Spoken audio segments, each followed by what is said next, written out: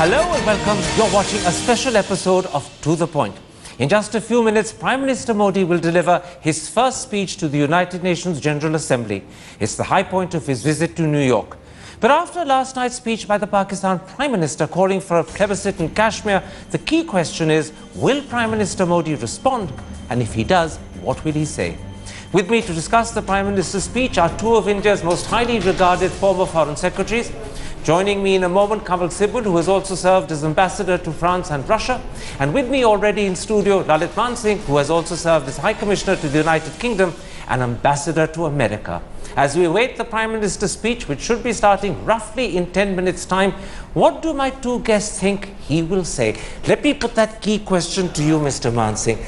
Do you think the Prime Minister should respond to Mr. Modi? Oh, he definitely will. I mean, that's expected of him. People will be disappointed if he doesn't respond to the points raised by him. But let me tell you, these speeches are often hyped up. But there are three features about these speeches. One, they are very brief because of constraints of time. Two, they tend to be boring because they're a statement of foreign policy on multilateral issues. But three, and that's where I think the excitement is, there is an element there which is topical, where he has to respond to the current situation in the region. He has to respond to what Mr. Nawaz Sharif said. He has to keep in mind what he has to speak to President Obama when he meets him. So there is that 10% in that speech which will be different. Otherwise, about 90% will be about the same. Now, it's before. In that 10% you're suggesting that the Prime Minister has to respond to Nawaz Sharif. But let me put an opposite viewpoint to you, and it's been one that's been aired not just by people in India, but also by people like Lisa Curtis on this channel a moment ago. People want to hear Prime Minister Modi talk about his big vision of India's role in the world. How India can take a frontline position on the major issues of the day, which range from trade to terror and a lot in between. Right. If instead he falls into what some consider a trap laid by Nawaz Sharif of reducing his speech once again to India-Pakistan politics and centering around the issue of Kashmir, he might be losing an opportunity to portray a bigger image of India and himself. No, that's not likely to happen. You know, the speech is broken up into different segments. These are the most important issues. These are multilateral issues, not bilateral issues. Manmohan Singh faced it exactly a year ago. There was a segment on Kashmir where he said Pakistan is the epicenter of terrorism and Kashmir is an integral part of India. That has to be said because of what Nawaz Sharif had said in his speech at the UN. But the rest of the speech, I think Mr. Modi will be statesmanlike, speak about broad principles, about India's role in the world, and he will add a little punch, which only he can, by bringing that extra element. I'll come to the rest of the speech in a moment's time. Is there not a danger if the Prime Minister has to respond to the Pakistan Prime Minister, then there's a real credible sense in which the Pakistan Prime Minister set the agenda for Mr. Modi? He will start with what Nawaz Sharif said. It will come way down in his speech. But wherever it comes, yes, wherever it comes, it will have been prompted by Nawaz Sharif. It will not be something Mr. Modi would have wanted to say himself. And to that extent, our Prime Minister will have been deflected from his chosen course by the Pakistani Prime Minister. And is it essential for us to have to reply? Because can we not take the line, both to the world outside and equally importantly to the Indian audience who's listening intently, that look, Kashmir is an integral part, we know it. It's been so for 65 years and it will continue forever. I don't need to respond to the insecurities of the Pakistani Prime Minister by having to go to his level. Exactly. He'll have to say that. And remember, this happens every year. And every year the Pakistani Prime Minister says something and the Indian Prime Minister responds. There is a domestic audience here. Mind you, it's not an entirely international audience. They're also appealing to the domestic audience. There is no way Mr. Modi can keep quiet about whatever Nawaz Sharif has said. I think he'll give a short but sharp reply. So in other words, there is a certain compulsion of domestic politics and there's a certain compulsion of the anticipation or expectation of the domestic audience that will force the Prime Minister to have to respond. Exactly. But he has to say it in very subtle terms so that it doesn't descend to the level of Mr. Nawaz Sharif. It cannot be a tutu meme. In other words, what you're saying is that in responding to Mr. Nawaz Sharif, he would also be dismissive of what Mr. Nawaz Sharif said. I think that would be his line. He won't be taking it seriously so much as knocking it aside. He will. And I think even when he speaks about other issues, there will be subtle allusions to the situation in Kashmir. Let me put it this way. If he talks about climate change, he'll talk about the floods in Kashmir and how much our army did to help the Kashmiri people and so on. He's scoring a point. But he's not saying anything against Pakistan or Nawaz Sharif. So there will be elements in his speech. He'll talk about international terrorism. And like prime ministers before him have said, we are living in the neighborhood of the epicenter of terrorism, that is Pakistan. He'll say it. So Pakistan will come in several segments of his speech. You're making a very important point. You're saying there are subtle, clever, and very significant ways in which Mr. Modi can score points against Nawaz Sharif in Pakistan. One, by alluding to the important role the army played during the floods in Kashmir. Yes. Thus underlining that our army is an Indian army and Kashmir is part of India. And secondly, he can also talk about how the epicenter of terror is in our neighborhood, name the country Pakistan, and once again depict Pakistan as a terror supporting state without necessarily using those specific words. Well, let me guess what he might, the kind of approach he'll take. He'll talk about the initiatives we have taken in the last 3 months, how he invited the leaders of the neighborhood and invited them to take part in his inauguration and establish personal rapport. And he has pursued his agenda with other leaders. He has met them in New York. And making the point that he's not meeting Nawaz Sharif. These are all clever ways, how shall I put it a little undiplomatically, of putting Nawaz Sharif in his place. In his place, yes, yes. And he will say, we have opened our arms to the neighborhood. I believe that India's progress is linked with progress in the neighborhood. We are asking our neighbors to respond. We are giving them development assistance. We want all our neighbors to be with us. Can I put this to you? These are very important, carefully crafted points that have to be made with specific language. That's because they have to be made cleverly, subtly, not unthinkingly. Does that therefore suggest this will be a scripted speech which he'd read, not extempore this time? Well, I don't think there's scope for extempore speeches because the time is limited. And therefore, there is no scope for oratory. There are, like Manmohan Singh had 8 points in his speech, one by one. I think Mr. Modi has to cover all the important issues. I think he will follow a scripted speech. He might memorize a scripted speech, which he might very well do. But the point is, it will go from point to point to point, as it has been in the past. We've got Ambassador Sibal with us. Welcome to the program, Ambassador Sibal. We are talking about whether Prime Minister Modi should respond to what Nawaz Sharif said yesterday, and the feeling from Mr. Man Singh is that in fact he has to. Partly because if he doesn't, it will look strange to the outside world, partly because there's a huge domestic expectation that he must, but that in responding, he will actually do it dismissively. Rather than take the point Sharif made seriously, he'll knock it aside as if it was a silly point that Sharif made and move on. Do you believe that in responding, he will actually be doing the right thing, even if he does it dismissively? Or do you think, in fact, there's a slight danger that he could fall into a trap Sharif has set, that instead of presenting India's big vision of the role it can play on the international stage, which is much more important, and taking for granted that the world knows and we know and our audience knows that Kashmir is Indian, nothing that Sharif says is going to change it. Instead, he'd have fallen into a Sharif trap, got deflected off his own course, and his own message would have either been diluted or at least perhaps even overshadowed by this little set piece on Kashmir that he's now forced to live. Which do you think would be the answer? To head on, tackle it, or ignore it? I don't think he should tackle it headlong. There's no need to do it. He has to say something, and I think what he could say, because Nawaz Sharif explicitly did not mention the Simla agreement.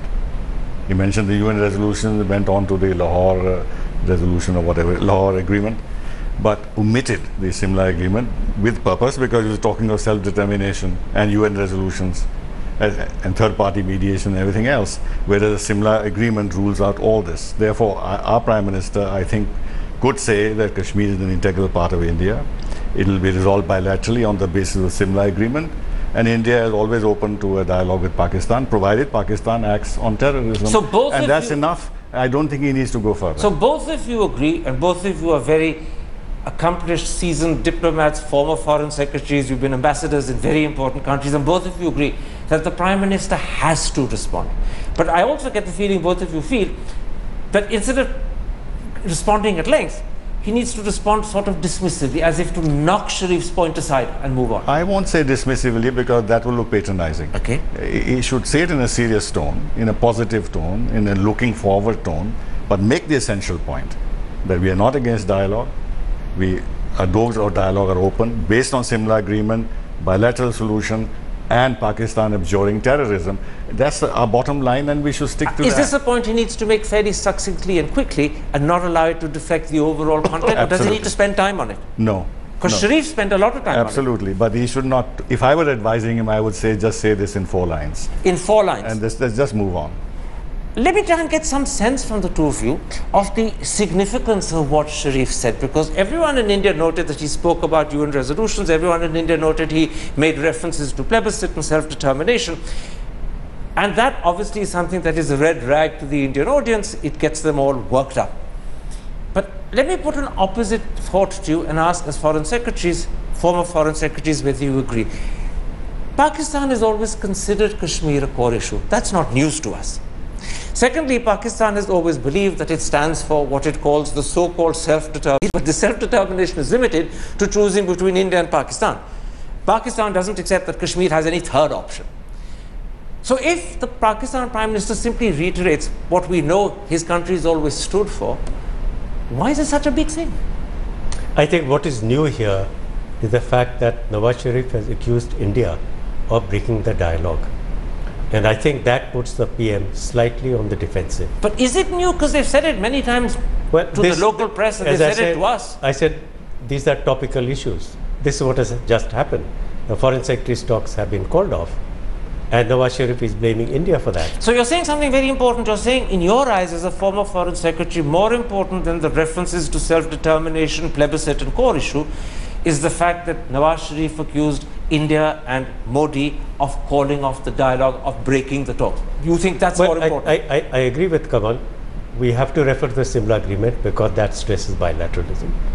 And the next logical step is we are open to a dialogue, provided you don't use terrorism against us and you don't talk to the secessionists. Do you accept the interesting point made by Mr. Mansingh when he suggested that, in fact, more important than the reference to plebiscite and self-determination and core issue is the fact that Nawaz Sharif, at the UN, speaking to the world, accused India of calling off the dialogue? Well, with due respect, I don't think that's very important to the international community because our dialogue with Pakistan has been on and off. So this is where the two of you differ. So many times it has been broken off and it has been resumed. So they are used to this kind of interregnums in our dialogue. And in this particular case, I think since Modi won a lot of brownie points by inviting Nawaz Sharif to New Delhi, and unexpectedly, because nobody expected that he, with his background, will so quickly open up his arms to Pakistan. That earned him a lot of attention and positive assessment of his intentions towards Pakistan. And the fact that the dialogue has got interrupted, I think nobody actually believes that this is going to be interrupted forever. Even our foreign minister has said there are no full stop, there are only commas and semicolons. They know at some stage it will start. You know, you began this answer by saying that the world already knows the dialogue between India and Pakistan is frequently interrupted. It's an on-off affair. That is the vision, that is the view the world has of the India-Pakistan dialogue. In which case, if we are accused of calling it off, right? Why is this such a big thing? But nobody would actually accuse India of calling it off. But because Pakistan has Mr. Mansingh believes that, in fact, Mr. Nawaz Sharif did exactly that last night. No. That's what you heard him say a moment ago. The world is used to Pakistan duplicity, Pakistan's inconsistency, Pakistan's double-faced, janus-faced we have a very interesting difference of opinion between two eminent former foreign secretaries. I'm delighted by that. Come in. It's just a nuance. But an important nuance. An important one, because all said and done, Pakistan has a certain audience. The Americans don't want India and Pakistan to be at at loggerheads. They'll be happy if there's a dialogue. They're agitated if there's no dialogue. The world believes that India called off the dialogue, you know. Which is true. Which is true. So I think we can't take it for granted that the world will assume that we were right in calling off the dialogue. I think Mr. Modi... Therefore, Mr. Modi has to reply. Modi has to say a few words about it, not dwell on it. Can I come back to you and put this to you? Isn't the world fed up of India and Pakistan quarreling in public over Kashmir? That is how the UN body seems to characterize India and Pakistan. They keep hyphenating the two of us, they link us to Kashmir, and the fact that we have a perpetual ongoing quarrel which gets involved into such nitty-gritty details going back 65 years to UN resolutions, quarreling over phone calls, quarreling over border incursions. Will the world not be once again fed up if the two prime ministers resort to a tutu meme, no matter how delicately and subtly, over Kashmir? Shouldn't Mr. Modi instead just ignore it, set his own agenda, speak about his own issues, perhaps, as you said earlier, portray Pakistan as the epicenter of terror, which is a more subtle way of portraying Pakistan? Ignore Kashmir, because we've got the confidence to say it's ours. It's always been ours. It's unquestionably ours. Nothing Nawaz Sharif says can change it. I tell you why Mr. Modi has to speak about Kashmir.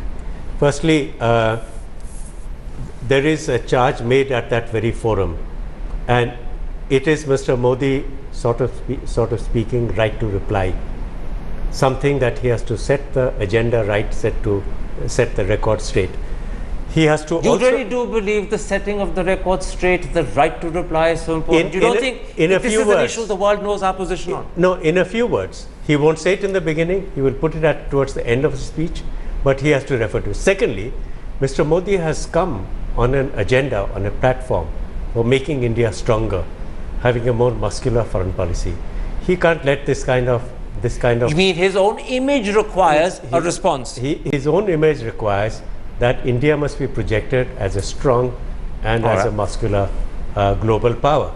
We've talked at great length about what Mr. Modi will say, whether he should say something or not, how he'll tackle it. Let's move on to what else Mr. Modi will talk about, because I think the world outside, and I imagine many people in India, are actually very interested in the other issues Mr. Modi will raise, because that will, in a sense, set out his vision of how India should take a position on the world stage, the issues it should relate with, where it should speak out morally, where it should speak out in terms of leadership. What do you think will be the other big issues? What do you think will be the prime one for him? But could you give me a couple of minutes to go back a little bit to what we were discussing earlier? A couple of minutes? Do it in 30 seconds. Okay, 30 seconds. I think if Nawaz Sharif wants serious dialogue with India, this was absolutely the wrong way to go about it, because he spent too much time talking about Kashmir.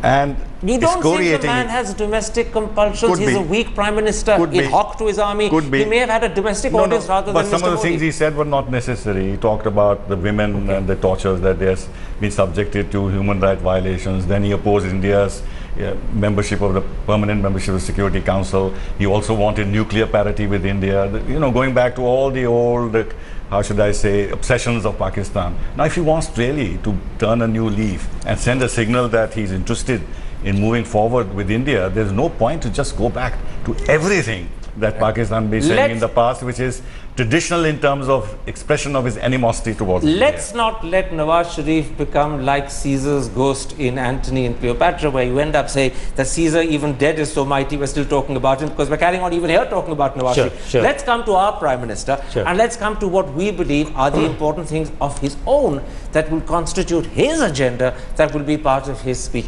What would you, as a former Foreign Secretary, think would be the first most important thing he's going to touch on? Well, I began by saying there's not much of leeway. These are fairly boilerplate issues. This is a multilateral forum, and the issues have to be multilateral. If you go through that sounds roughly as if what Mr. Modi says this year will be similar to what Dr. Manmohan Singh said last year, and what Mr. Modi will say next year. In other words, I'll tell you quickly, there's no great change. I'll tell you quickly what Dr. Manmohan Singh said last year. He spoke about UN reform. He spoke about India's development agenda, his cooperation with other developing countries. He spoke about West Asia, about Syria, Israeli-Palestinian issue, transition in Afghanistan, He spoke about Pakistan. He spoke about nuclear And disarmament. you're saying Mr. Modi will speak about all those same things as well? Plus minus a couple of points. I think what he will add is he may not promote the Rajiv Gandhi nuclear disarmament plan. He might not give that much of importance to nuclear disarmament. He might say, for instance, that you're in terrible danger, Mr. Mansingh, of convincing the audience that this is not a speech worth listening to, that in some sense they've heard it all before. He will add to it, which will add to the value of the speech, because he will not speak of the Rajiv Gandhi plan, but I think he would if I were advising him. The difference will be his delivery. No, not that. He would say, India is feeling unsafe because of irresponsible nuclear powers in the neighborhood. We are worried about the safety of their weapons. Say that. Well, nuclear safety. Let's take that up. Before we come to nuclear safety, there is a big moral issue that President Obama has put on the agenda. He's focused his entire UN speech on that subject, and clearly, day after, when Mr. Modi meets President Obama will bring it up. Do you think Mr. Modi will address ISIL, ISIS, or the Islamic State, as they now call themselves? Do you think that will be a part of his speech? Well, it's a tricky one. He can certainly talk about religious extremism without calling it Islamic extremism. And he can talk about the terrorism that is associated with it, but to directly target the Islamic State is a bit delicate, because we still have 41 people who have held Is that hostages. the real reason? The 39 Punjabi I think that you can't dismiss that concern. Apart from that, I think the whole affair is so murky. How the Islamic ISIL first came up, which are the forces behind it, America's own involvement in this, those of Saudi Arabia and Qatar and UAE. So it's not as if they have just emerged out of the woodwork. They have actually been promoted for particular reasons in the Middle East by these forces, whether it was the attack against Libya and supporting the Libyan rebels, or the Syrian rebels, and that morphing into this particular... So what you're saying is that if Mr. Modi were to say all that he wants to say about ISIS, he could end up offending the Americans. He'd be talking about their duplicitous role in the whole thing. I think that will inhibit him from supporting morally what Obama is doing. You've got Mr. Mansingh once again disagreeing with you. Go ahead, Mr. Mansingh. I have a slight disagreement with this. I don't know what Mr. Modi is going to say. None of us do at the moment. Okay. If I were advising him, I would tell him there is no way you can get out by remaining silent on an issue like ISIL. There is fair amount of consensus that this is the most dangerous phenomenon in recent times in terms of international terrorism. It's happening very close to our borders. Mr. Modi, I think, has no option but to refer to international terrorism, and he would be considered less of a statesman if he didn't mention ISIL by name. As such. He doesn't have to commit troops to fight with the Americans. He doesn't have to do anything, but to recognize ISIL as a force of terrorism, I think would be very much in India's interest. What you're saying, and you said this in fact on our show yesterday as well, yes. I'm just going to ask you to put it into the sort of language you'd like to hear from Mr. Modi. What you said yesterday, and you're saying it again just now, is that the Prime Minister needs to take an upfront, clear moral position on ISIL. Give me a form of language, 3-4 sentences that you would ideally like to hear the Prime Minister say. Well, something on the lines of saying that India recognizes that the forces of terrorism are increasing in their brutality, lethality, whatever it is. And the international community must remain united in fighting these forces of terrorism, especially. And ISIL. You have a gap for ISIL. Because what is happening now is, this is now being considered as a litmus test for India. Are you worried about 40-odd Punjabis held up there? Or are you a global player which has to work with other countries in fighting international terrorism? And the world will turn around and say that your silence for the last 3 months hasn't got the 40 Punjabis out. They're still being detained and held captive. That's right. Maybe it's better for you to take a strong moral stand and line up at least morally with the world, rather than stay silent and raise question marks. Because this is always being asked about India. Is India ready to be a global player? Can India take a stand on issues that particularly that affect its national interests? So this is, in your eyes, a litmus test that Mr. Modi must pass? I think so. I think so. How much do you disagree? I disagree quite a lot with this. I think that there is no compulsion, moral or otherwise, for Prime Minister Modi to support the Americans on this. In fact, I was wondering why these Americans took so long to act against the Islamic Caliphate. I don't think he'll mention the Americans. This is not supporting No, I'm just saying that we are in the war against terrorism. They took very long to deal with the Islamic Caliphate. They had to act. In fact, they were using the Islamic Caliphate to put pressure on... Don't confuse the audience with details of the background, because people won't follow you. This is relevant. Answer this point. Mr. Man Singh says this is a litmus test for Mr. Modi. The world wants to hear Mr. Modi and India line up in moral support against this form of terror, and ISIL in particular. How do you respond to that? I think everybody condemns what is happening in Iraq and Syria today. The emergence of Islamic Caliphate, it's savagery, it's medieval savagery. This is repugnant to everybody. But we've never heard the Indian Prime Minister say that either at home or abroad. He doesn't have to say that. Why doesn't he have to say But who are the biggest supporters? But tell me something, just a moment. Who are the biggest supporters? Let's not get into rhetorical questions about who's the biggest supporter, because that's not answering my question. If it is important to stand up and condemn what you call the most brutal, worst terror in the world, that's your language, then why shouldn't Mr. Modi say it? Because countries like Saudi Arabia, UAE and others are behind this.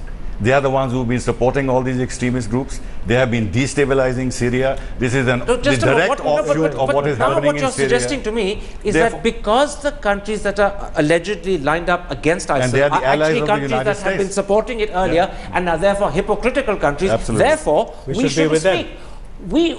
Our position is determined by our values and our principles, and if Mr. Modi believes that ISIL is a complete contradiction of our values and principles, he should say so to the world. Why worry about the fact that other countries supporting or not supporting are contradictory and hypocritical? Why should that worry us? Let me go back. We've never so frontally condemned Al-Qaeda. Why didn't we do that? When Al-Qaeda was being projected as the biggest terrorist force in the world, and the United States was conducting a war on terror against the Al-Qaeda, but we didn't take up this position. So how is ISIL different? So because we didn't take up that position earlier, we can't take up the position now. So I'm going to stop there. I'll come back to both of you, because there's a very interesting, fairly sharp, polar opposite difference of opinion between the two of you. And if Mr. Modi is getting such advice, he'd be in quite a conflicted position himself. But we have Rahul Kanwal, the managing editor of TV Today, inside the UN General Assembly. Rahul, where are we at the moment? How much more time before the Prime Minister speaks? Karan, the Prime Minister is scheduled to speak immediately after this gets over. We're seeing the UN General Assembly hall virtually being taken over by various members of the Indian delegation. Each country, as you're well aware, is entitled to just one desk, but there's so many Indians and people of Indian origin in the hall that they've literally taken over the virtual floor of the United Nations General Assembly. I see right in front of me Sushma Swaraj, our External Affairs Minister, flanked by Ajit Doval. In fact, several foreign ministers of Indian origin came and got pictures clicked with Sushma Swaraj. The speech has just gotten over, and I think in a moment from now, you will see Prime Minister Narendra Modi, who's just had a tour of the United Nations building. He will be coming back to speak a short while from now. All right. So what you're suggesting to me is that, in fact, it's just a couple of minutes. The last speaker before Mr. Modi, you're saying, has just ended. It's a couple of minutes before the Indian Prime Minister comes. Thank you, Rahul. We are waiting anxiously and expectantly for the Prime Minister. I'm going to put a quick question to the two of you. Both of you agree that, in fact, this is an important speech for Mr. Modi. The world wants to hear what he has to say. And certainly it's his debut performance, and it's certainly personally a landmark for him. Now, he's a brilliant speaker in Hindi, but this is a set-piece speech where you said it has to be written down, you can't have flights of extempore oratory. In which case, would he be better advised to speak in English rather than force the world to have to hear him through the translation made available, which sometimes may lose some of the force and value? Should he speak in English since he speaks fluent English? Well, he has to speak in Hindi because Mr. Vajpayee spoke in Hindi.